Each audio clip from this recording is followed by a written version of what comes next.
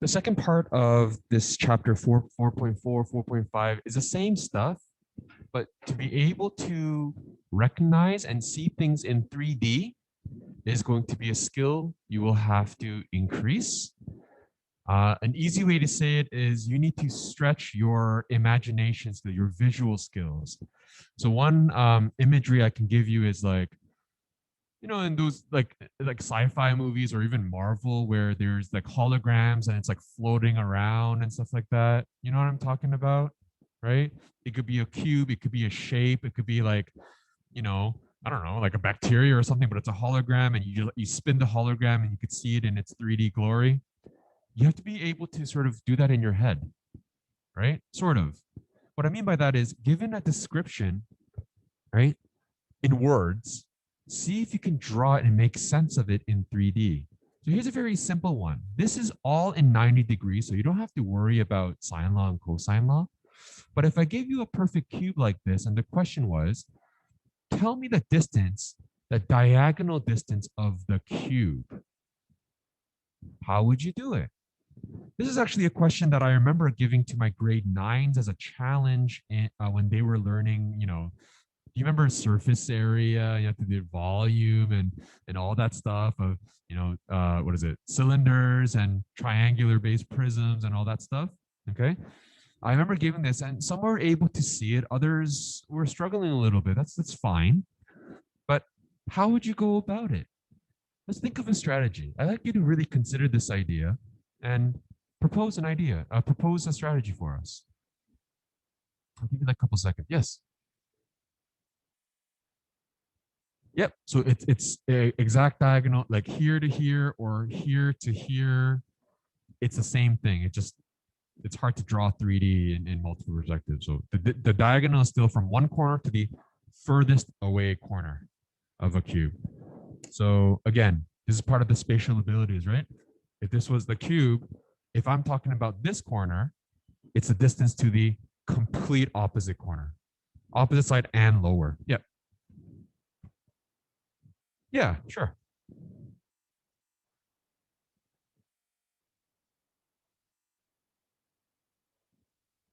Okay.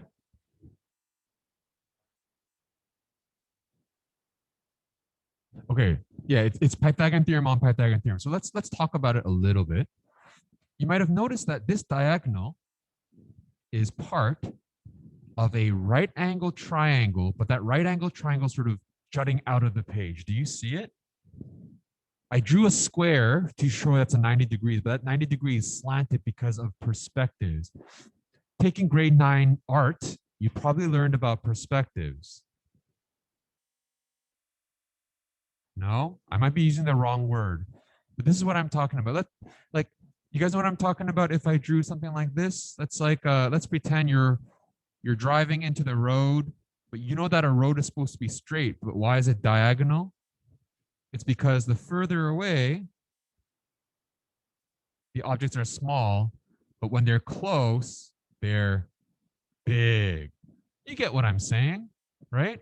So things get skewed as distance increases. The same thing here. I'm trying to draw a 90-degree symbol using a square, but it looks like a diamond because the triangle is jutting out, but it's still 90 degrees. You have to imagine it's still 90 degrees, which means I could use SOHCAHTOA. What is this height? Well, just like any other height, correct. It's a 5. What's that diagonal? I don't know, but yeah, no, I don't know yet, but this diagonal happens to be the hypotenuse of another right angled triangle on the floor. So let me try to draw that to make better sense of it.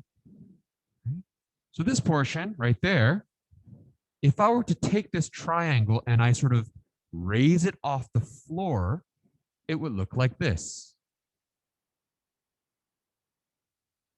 Right? And this length right here, let me use a different color to make sense of it all. Highlighter, highlighter. This length right there is this height right here. And this length right here is that base right here. And this diagonal that we have going across the floor of the base of my cube happens to be the hypotenuse of this triangle. Can you match the colors? I'm wondering if you could see it. Again, I'm taking this triangle and I'm literally pulling it off of the floor and standing it on its bottom. So that's a 5 and that's a 5. Using Pythagorean Theorem, 25 plus 25, so 5 squared, 25, 50. That would be root 50. The diagonal is root 50. That pink diagonal that I drew is going to be helpful in identifying this new triangle. And again, I'm going to take that upright triangle, this diagonal one, I'm going to flatten it on the board. I'm going to push it down, and that will turn into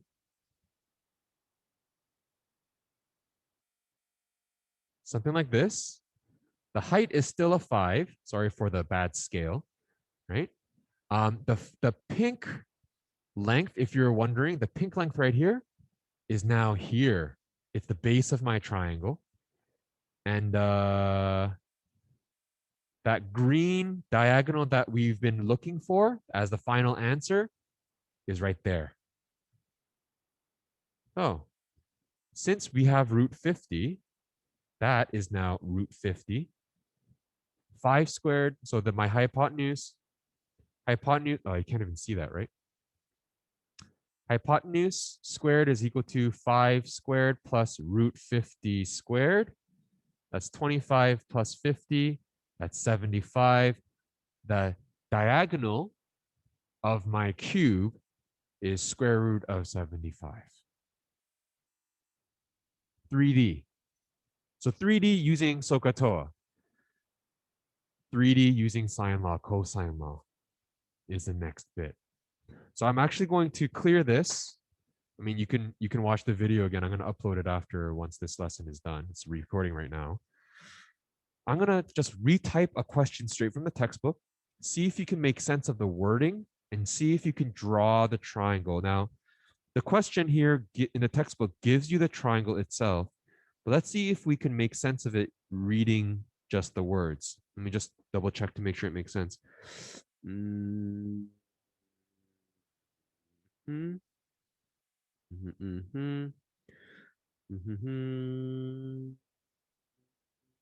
Okay. Woo, here we go. So this is example question 3 in page 264. Example 3. Let me make this a little longer.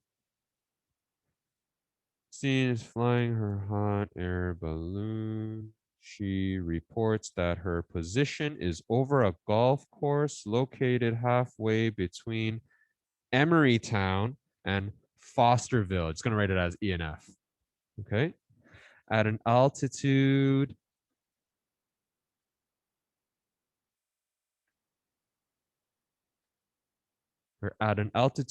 of 1,500 meters. Fosterville is 16.0 kilometers east of Danburg, and Emerytown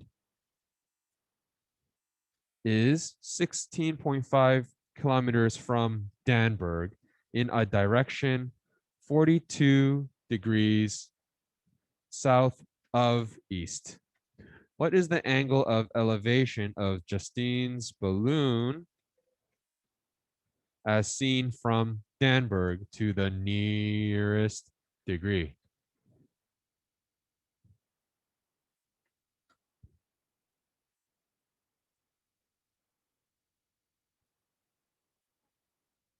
Let's make sense of this. It's in the air, so you know it's going to have some kind of 3D aspect to it. Here we go. Hot air balloon. Let's just draw that. I might have to redraw this, but let's see what we can figure out. Her position is over a golf course located halfway between E and F. So if this was right on the ground, I'm going to draw it as a diagonal. Here is E. Here is F. and her position is directly center of E and F. At least that's what this diagram shows. Her altitude right here is 1500. F is 16 kilometers east of D. So I'm going to actually draw that here. Perfectly east. Okay. And E is 16.5 kilometers from D.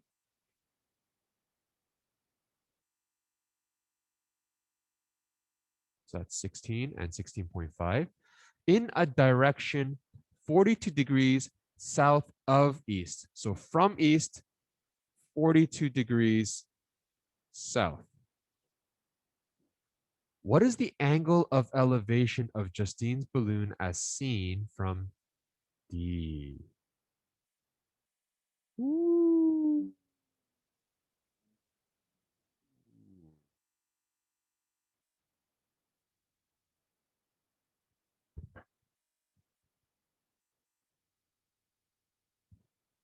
It seems a little rough. Okay. This length and that length are equal. I want to know, let's see if I can draw a straight line in a different color, what this height is, basically.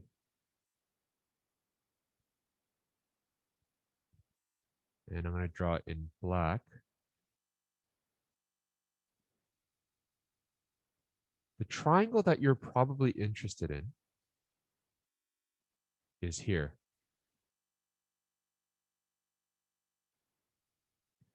Because it is an altitude, that's a 90-degree angle.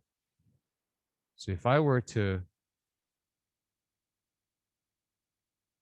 show you, I want to know what that angle is. This is 1500, right? That's all I have. That's all I have. And that's the only triangle I can use because that's the angle I'm interested in. See, that little green line is right here. That base that's going directly between E and F is right here. And the balloon is above in 1500. It helps because the textbook does give you a drawing for you. But if you didn't have this drawing to help, it would be a tough question. It really challenges your visual skills. So here we go. What would help if we want to find that angle? We need something more. Well, what could you use? What could help in this triangle? Okay, wait. Just yeah. But taking a step back. If I want to find the theta here, I need either the base length or the hypotenuse. Judging from this question, I don't think I can find hypotenuse. There's no information about this distance in the sky, but they give you a lot of information on the floor of the ground. So I'm thinking we can use the information in this triangle to identify how long this base is. And if I have the opposite side and I have the adjacent side, I can find theta. That's our goal. So how could we figure out some more information about that center line?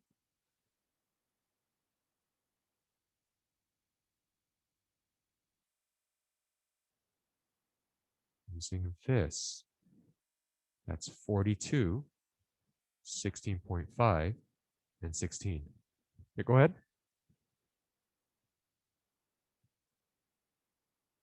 Okay.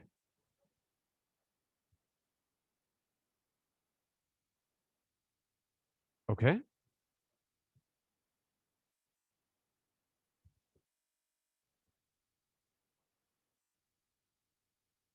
Mm-hmm. D and the balloon. Oh, I see. Well, you don't need to find the distance between D and the balloon itself. We can look for the floor here, and I think that might be. Oh, I see.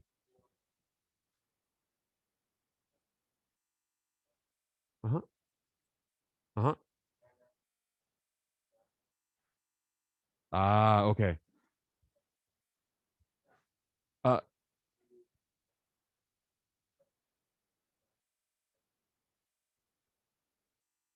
right. Just be a little bit careful. This is not going to be 90 degrees because these two sides are not equal. It's going to be slightly skewed, but you're on the right track. Once we find this, and once you find the two sides here, we can also use the information of this angle and the two sides to find other parts of this triangle as well.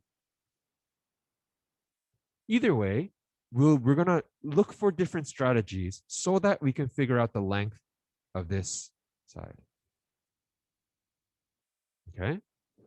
For example, if we're able to find that side and this side, and if we happen to have this angle, side angle side, we'll take it one step at a time. First off,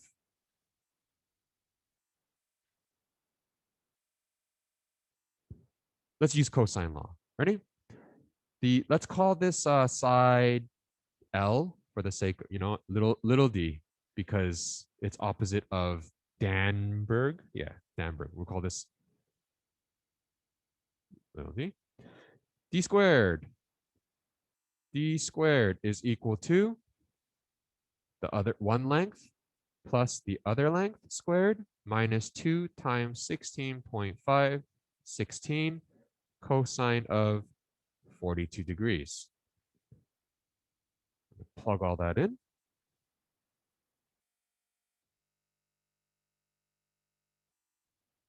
16.5 squared, 16 squared minus 2 cosine of 42.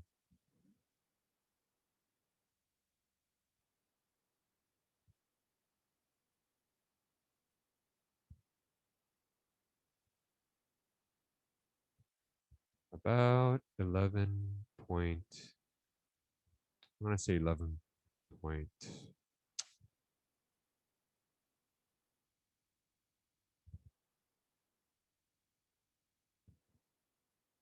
11.6, let's say. Let me know. It'll be good practice once again to keep up and use your calculator, see if it works. You don't want to be stuck last minute and be like, ooh, I don't know how to work this calculator.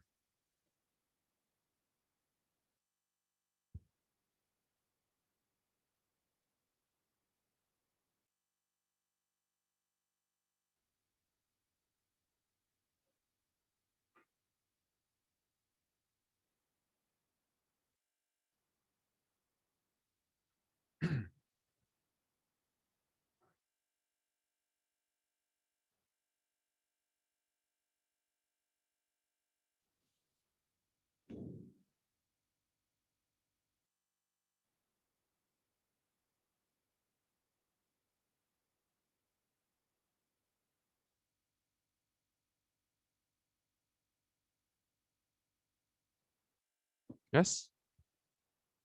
Everyone's okay with the calculations. So far, so good? I'm still seeing some blank faces. I'm just trying to read people's faces a bit, or at least their eyes, because I don't want to rush for no reason. This distance is 11.6. Half of the distance then would be 5.8 meters. Okay. I'm going to need that for a second. Just hold on for a second. Okay. I'm going to need that later.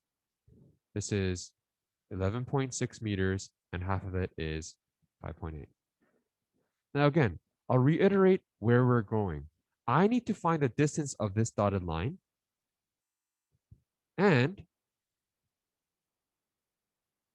it will help if I have some more information about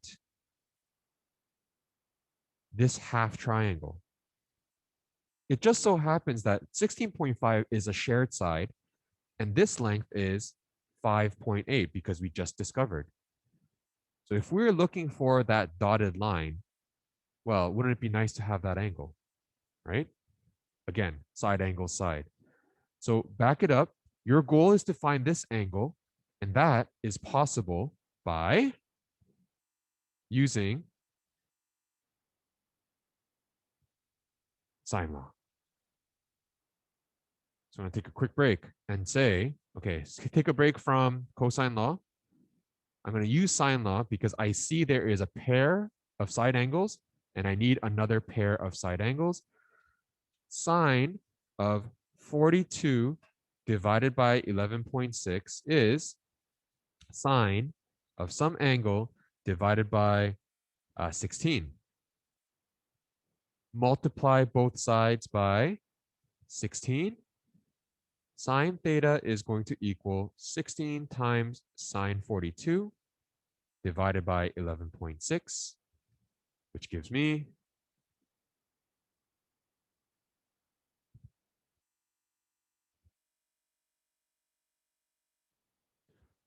0.923. Theta should be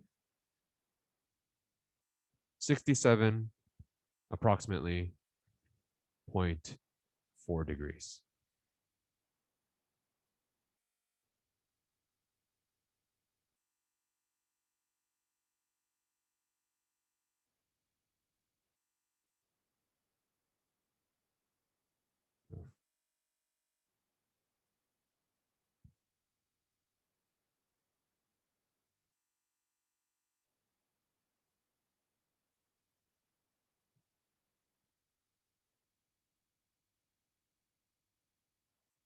Erasing all this. That means this angle is 67.4 degrees.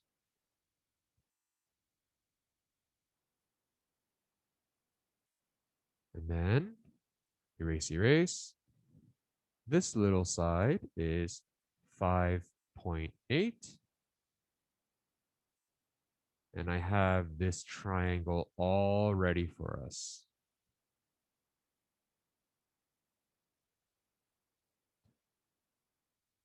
I'm going to call this dotted line M for midline. And I can use cosine law because I have side, angle, side. So my final calculation comes to, or second final, M squared equals 16.5 squared plus 5.8 squared minus 2 times 16.5, 5.8 cosine 67.4 degrees. It's another really long calculation.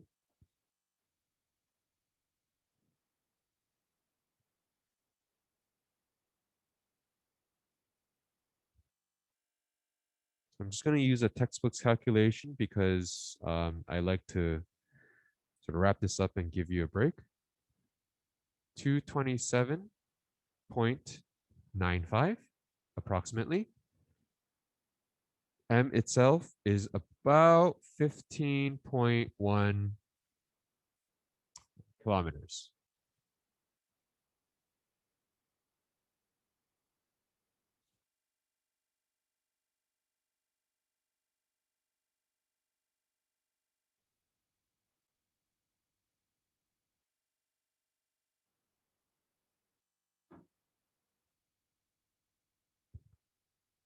We're finally ready for them. That's a huge roundabout way, right?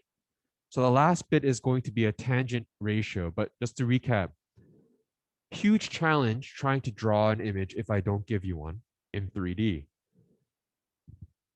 Recognizing that I need this distance, we have side angle side, knowing that I need this side, and then I need half of it, but I also need the angle, and then that turns into side angle side.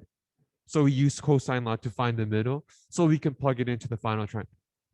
That's a lot. So a question like this is not about memorization. Questions using sine law and cosine law is largely going to be you looking at the situation and thinking carefully how you can go about solving it. Okay. Trigonometry, you might have been able to get through it just from memorizing and be like, oh, these are the only types of questions that are asked in grade 10. Grade 11, again, this topic is going to push you because now that we're looking at, real life situations, which we live in 3D, by the way, right? It's a lot more intricate and will require a lot more practice than usual.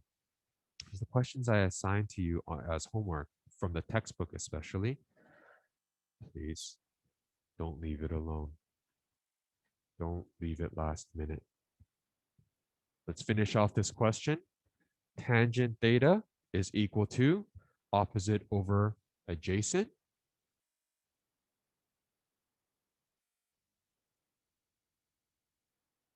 And so theta is going to be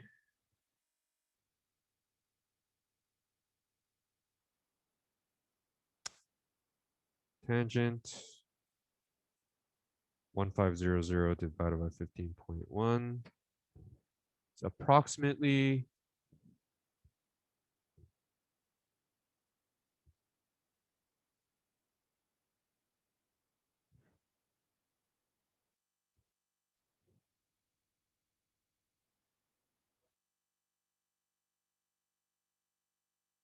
oh shoot, it's 1500 meters. Yeah, I was wondering why the angle was so big. So this would be 1.5 divided by 15.1.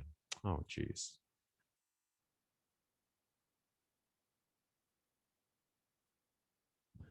About 5.7 degrees, 5.67. It's an elaborate question. So at this point in time, I really want you to make a decision, okay? Because just half-assed memorizing trigonometry questions isn't going to get us anywhere in grade 11. Yes, it's formulaic, but it's still using them in the right way. A cheat sheet won't help you in these kinds of questions. You can have the formula. I'll write it on the board for you. It's not about knowing what formula to use, but how to use it. Okay. Let's take a quick break. I want to go for a walk because my eyes are hurting from the screen too. Any questions? No? Okay. I'm going to pause this recording